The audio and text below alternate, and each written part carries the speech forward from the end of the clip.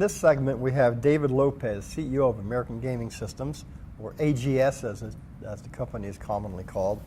And David, we'll start off very simply by letting you give us a little overview of AGS and where you are and where you'd like to go. Thanks, Frank, and thanks for having us today. AGS, obviously owned by Apollo, purchased in December of 2013. Really where the company's been is we've been a Class II supplier of slot machines, very successful in the Oklahoma market. Also have machines in other Class II jurisdictions, primarily Florida, along with Oklahoma. When Apollo bought the company, their goal was to really expand the reach of where we're going with slot machines and also diversify the product line. So where you see us today is not the same as where it was even 6 or 7 months ago. Today we're in Class III jurisdictions. We're approved in Nevada. So we'd like to take the product line, the slot product line, expand into additional Class II, expand our offerings, and obviously roll out in the Class III jurisdictions such as Nevada, New Jersey, and the traditional jurisdictions. We've been successful so far. We bought a company called Colossal, which is Steve Weiss's company. As you know, Steve Weiss he was the founder and CEO of CDS back in the 90s. So that's been a nice marriage. So I think we're going in a good direction, expanding, again, geographically and from a portfolio perspective, now moving into table games, which I'm sure we'll talk about. Well, we can talk about that right now. You obviously have a table game background, having been COO of Shufflemaster. A little bit. And then you made that announcement a few months ago that AGS is buying a table game company. So tell us a little bit about that. So again, I think it goes back to the strategy and the Apollo investment thesis in AGS. When they looked at the landscape of the gaming supply space, and it's interesting because as Apollo is an owner, and I'm dealing with one person in particular, I'm dealing with someone that has experience from the operations side, as he sits on the board and is primary owners of Caesars. So they saw an opportunity, Apollo did, in buying AGS to expand the product line. Obviously, when they interviewed me and sort of courted me for the position, it was a good fit because they want to expand beyond slot machines, whether it be ETGs or utility equipment or proprietary table games. We chose proprietary table games first, primarily because we saw an opportunity to get in. We saw that some talent was available on the market for running the business, because I certainly can't run it myself right now. So we found the appropriate talent. We found a developer that was available, and more recently we've hired a salesperson. But once we have the team that can run it, we went out and we acquired War Blackjack Inc. And so there's 2 games there, War Blackjack and War Baccarat. War Blackjack has placements. War Baccarat will have its first contracts signed today. And then more recently, which you may not have seen, but it was yesterday, just Monday, before the show, we announced the acquisition of 3 additional games from a fellow named Ron LaDuca. His company is called the InBet.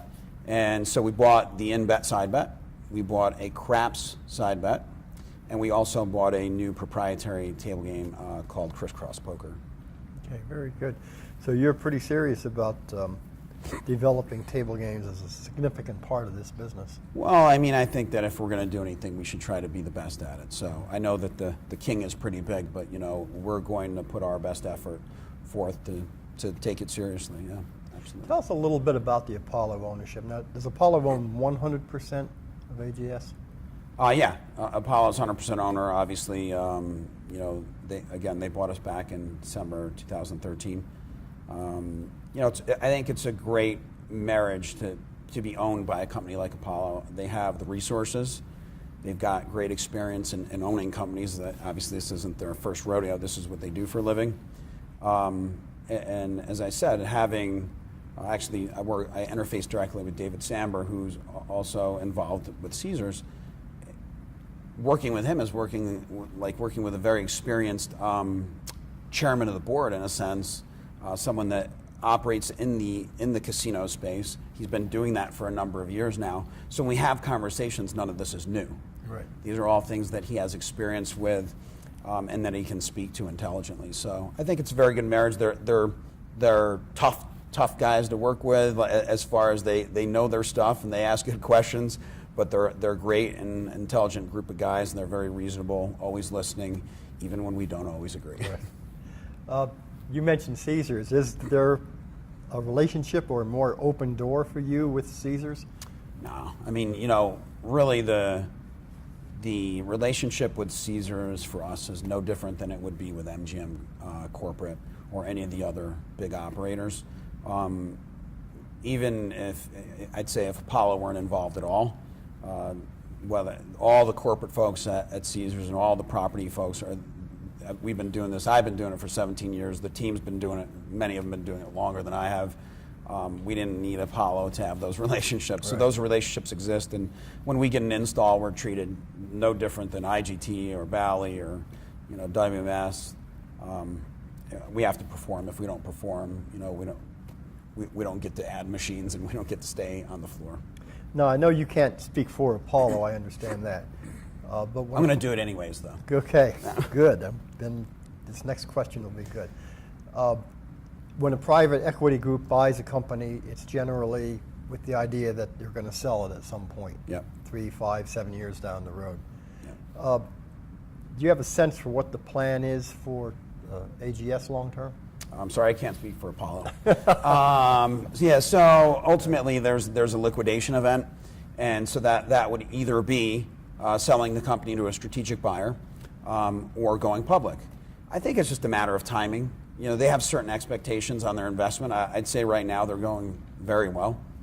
And I think it just comes down to at the point in time where they believe our business has carried enough momentum, we have enough velocity in the growth of the business, and that we're at a certain point in EBITDA that they'll say at that point, do we want to start a process, look for a strategic buyer? Is the strategic buyer already looking at us, or do we just go public?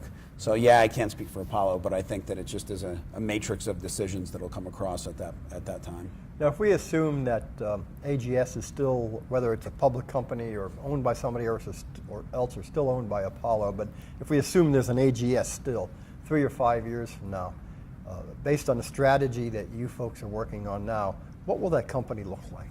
Well, I think, what I'd say is that we're going to be a pretty diverse provider in this space. I think it all starts with people. And so when you look at AGS, even today, it's if you look at the executive team, not the C-suite, but the executive team, we're probably 60% different than we were 12 months ago. And I think that when you start with good people and you build the team around the people and we continue to add good people, you're going to see a company that looks and feels completely different. We're going to stay true to our Class 2 roots, our Class 2 customers are how we got started. We wouldn't exist. That's the foundation of the company. Oklahoma City is sort of our home away from home. Our employees there, our customers there, and the state of Oklahoma are very important to us. So there will be some things that look the same, but I think, as you can see, we're getting into the table business. Maybe we get into utility, maybe we don't. But I think that we'll just be known as a very serious, robust, diverse gaming supplier in the space. And is interactive or social gaming, any of those things in your I think future? anything's in play. The one beauty of dealing with our ownership is that there's a discipline that they apply to everything that we do. Nothing should be off the board, other than operations. We're not going to get into operations. It's just not our cup of tea. But anything that you see in the vendor space, I think that it's something that we would consider or look at. I can't say that we're going to do it because it needs to be the right fit and the right price, and it's just everything needs to fit together properly. But everything's fair game at this point. Okay, great. This has been a good overview, David. Anything else you'd like folks to know about AGS? No, I think, if, I don't know when anybody sees the interview, but to come on by the booth, I think there's interesting product. When I walk up to the AGS booth, and maybe I'm biased because I work there, but when I walk up to and into the AGS booth, it's different. It doesn't have the same feel as other slot manufacturers. Not to say that there's not great product out there, because there's some great product out there. But I think the Colossal products really differentiate us. These large format cabinets, the Colossal Diamonds product does very well for us, and we have a new game that we just introduced at the show, Bang for Your Buck. And Bang for Your Buck is just a really interesting game. When you go into a bonus round, you hit a plunger and you have this little explosion. It's just exciting and it's cute and it's something that can be fun for gamblers, and we're keeping it simple. And I think that when you walk in the booth, you'll see something completely different, and that's what I'd say, is to come see the booth and come check out the products. Oh, good. Do you know the booth number? I don't know the booth number. I know we're on the corner of Paradise and Sahara. Okay, corner of Paradise and Sahara. go. We're going to be there tomorrow, so if folks do not get a chance to go by the AGS booth, you'll see a couple of their products demoed on our website. David, thanks very much. Thanks for having us.